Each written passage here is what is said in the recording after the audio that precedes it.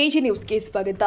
ಎಲ್&ಟಿ micro finance ಸಿಬ್ಬಂದಿಯ ಕಿರುಕುಳಕ್ಕೆ ಬೇಸತ್ತು ರೈತ ಆತ್ಮಹತ್ಯೆ ಮಾಡಿಕೊಂಡಿದ್ದಾರೆ ಎಂದು ಆರೋಪಿಸಿ ಮೃತರ ಕುಟುಂಬಸ್ಥರು ಹಾಗೂ ಗ್ರಾಮಸ್ಥರು ಕೊಳ್ಳೇಗಾಲ ಪಟ್ಟಣದಲ್ಲಿ ಪ್ರತಿಭಟನೆ ಮಾಡಿದ್ದಾರೆ. ಕೊಳ್ಳೇಗಾಲ ಪಟ್ಟಣದ ಡಾಕ್ಟರ್ ರಾಜ್ಕುಮಾರ್ ರಸ್ತೆಯಲ್ಲಿ ಇರುವ ಎಲ್&ಟಿ ಮೈಕ್ರೋ ಫೈನಾನ್ಸ್ ಕಚೇರಿ ಎದುರು ಪ್ರತಿಭಟನೆ ಮಾಡಿದ ಕುಟುಂಬಸ್ಥರು ಹಾಗೂ ಗ್ರಾಮಸ್ಥರು ಕಂಪನಿಯ ಅಧಿಕಾರಿಗಳು ಹಾಗೂ ಸಿಬ್ಬಂದಿಯ ವಿರುದ್ಧ ಘೋಷಣೆ ಕೂಗಿ ಆಕ್ರೋಶ ವ್ಯಕ್ತಪಡಿಸಿದ್ದಾರೆ.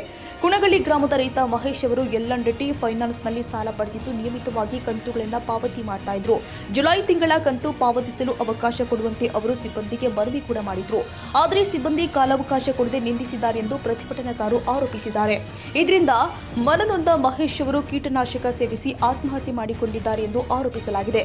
ಮಹೇಶ್ ಅವರ ಸಾವಿಗೆ ಕಾರಣರಾದ ಸಿಬ್ಬಂದಿಯನ್ನ ಬಂಧಿಸಿ ಮೃತರ ಕುಟುಂಬಕ್ಕೆ ಸೂಕ್ತ ಪರಿಹಾರ ಕೊಡಬೇಕು ಅಂತ ಪ್ರತಿಭಟನಾಕಾರರು ಆಗ್ರಹಿಸಿದ್ದಾರೆ. ಮಹೇಶ್ ಅಂತ ನಮ್ಮ ಸ್ನೇಹಿತ ಕುಣಗಳ್ಳಿ ಗ್ರಾಮದಿಂದ ಎಲ್&ಟಿ ಫೈನಾನ್ಸ್ನಿಂದ ಒಂದು 90,000 ಮತ್ತು ಇನ್ನೊಂದು 65,000 ತಗೊಂಡಿರ್ತಾನೆ. ಆದರೆ ಪದ್ಮಿನಿ ಅವರು ಬಂದು ಏಕಾಏಕಿ ಮನೆಗೆ ಬಂದು ಈ ಫೈನಾನ್ಸ್ ಕಟ್ಟಲಿಲ್ಲ, ಅದು ಎಷ್ಟು ಒಂದೇ ತಿಂಗಳು ಬ್ಯಾಲೆನ್ಸ್ ಉಳಿದಿದ್ದವನು. ಏನಪ್ಪ ಅಂದರೆ ಒಂದು ವಾರ ವ್ಯತ್ಯಾಸ ಆಗಿತ್ತು. ಆದರೆ ಅವನು ಹೀನಮಾನವಾಗಿ ಬೋಯ್ದು ನೀನು ಗಂಡಸ, ನೀನು ಇರೋಕ್ಕಿಂತ ಸಾಯಿ ಆಗ ಈಗ ಅಂತ ಹೇಳಿ ಅವನಿಗೆ ಅವಮಾನ ಮಾಡಿ ಆ ಅವಮಾನ ತಾಳ್ನಾರ್ದೆ ಅವ್ರು ಖುದ್ದು ಅವ್ರ ಎದುರಿಗೆ ಹೋಗಿ ವಿಷ ತಗೊಂಡು ತೀರ್ಕೊಂಡಿರ್ತಾನೆ. ಆದರೂ ಸಂಬಂಧಪಟ್ಟ ಪೊಲೀಸ್ ಅಧಿಕಾರಿಗಳು ಅವ್ರನ್ನ ಬಂಧಿಸಲಿಲ್ಲ. ಜೊತೆಗೆ ಎಲ್&ಟಿ ಫೈನಾನ್ಸ್ನವರು ಅವನ್ನ ಹೆಂಡತಿಗೆ ಮತ್ತು ಮಕ್ಕಳಿಗೆ ಸೂಕ್ತ ಪರಿಹಾರ ಕೊಡಬೇಕು. ಆ ಪರಿಹಾರ ಘೋಷಣೆ ಏನೂ ಮಾಡಲಿಲ್ಲ ಅಂದರೆ ನಾವು ನಿರಂತರವಾಗಿ ಪ್ರತಿಭಟನೆ ಮಾಡ್ತೀವಿ. ನಾವು ಪ್ರತಿಭಟನೆಯನ್ನು ಮುಂದುವರಿಸ್ತೀವಿ. ₹1,000 ಒಂದು ಸರಿ ₹65,000 ಸಾಲವನ್ನು ತಗೊಂಡವ್ರ. ಈಗಾಗಲೇ ಸರ್ಕಾರಕ್ಕೂ ಗೊತ್ತು ಕಳೆದ ಅನೇಕ ವರ್ಷಗಳಿಂದ ಬರಗಾಲ ಅದ ಅಂತೇಳಿ.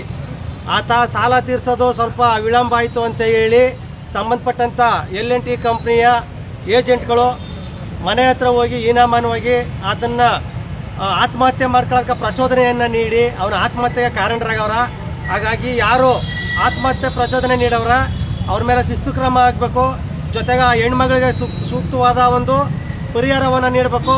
ಮತ್ತು ಅವ್ರು 3 ಜನ ಮಕ್ಕಳವ್ರ ಇವ್ರಿಗೆ ಅವ್ರನ್ನ ಎಲ್&ಟಿ ಕಂಪ್ನಿ ದತ್ತು ತಗೊಂಡು ಅವ್ರನ್ನ ಸಂಪೂರ್ಣವಾಗಿ ಅವ್ರ ಹಣೆನ ಒತ್ಕೋಬೇಕು.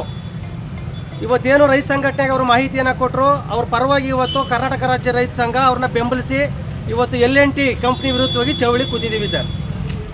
ಈ ಸಂದರ್ಭದಲ್ಲಿ ಪಿಎಸ್ಎಸ್ ಸಂಘಟನೆಯ ಜಿಲ್ಲಾಧ್ಯಕ್ಷ ಮಹೇಶ್, ಜಿಲ್ಲಾ ಪಂಚಾಯತ್ ಮಾಜಿ ಸದಸ್ಯ ಕಮಲ್ ನಾಗರಾಜ್, ರೈತ ಸಂಘದ ಶೈಲೇಂದ್ರ, ವಕೀಲರ ಸಂಘದ ಅಧ್ಯಕ್ಷ ಬಸವರಾಜು, ಪಿಎಸ್ಎಸ್ ಸಂಘಟನೆಯ ಕಾರ್ಯಾಧ್ಯಕ್ಷ ಅಂಬಳೆ ಮಹಾದೇವ, ಶಂಕರಸ್ವಾಮಿ, ಚಿನ್ನಸ್ವಾಮಿ, ಮೃತ ಮಹೇಶ್ ಅವರ ಪತ್ನಿ ಶಾಂತಮ್ಮ ಸೇರಿ ಹಲವರು ಪ್ರತಿಭಟನೆಯಲ್ಲಿ ಭಾಗವಹಿಸಿದ್ರು.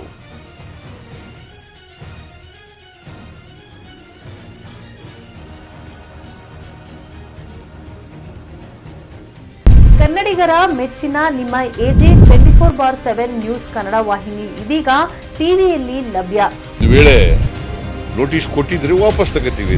ಇವತ್ತು ವಕ್ಫ್ ಪ್ರಾಪರ್ಟಿ ಅಂತೇಳಿ ಬರ್ತದೆ ಅಂತ ಹೇಳಿದ್ರೆ ರೈತರ ಬೀದಿಗೆ ಬಂದು ಏನ್ ಮಾಡ್ಬೇಕಾಗತ್ತೆ? ಯಾರು ವೋಟ್ ಹಾಕಲಿಲ್ಲ ಅಂದ್ರೆ ಗ್ಯಾರಂಟಿನೆಲ್ಲ ಸ್ಟಾಪ್ ಮಾಡ್ಬಿಡ್ತೀವಿ.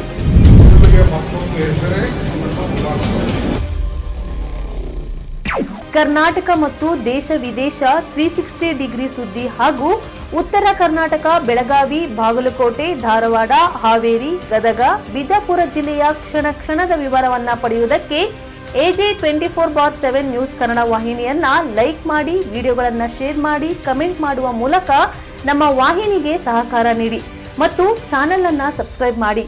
ಧನ್ಯವಾದಗಳು.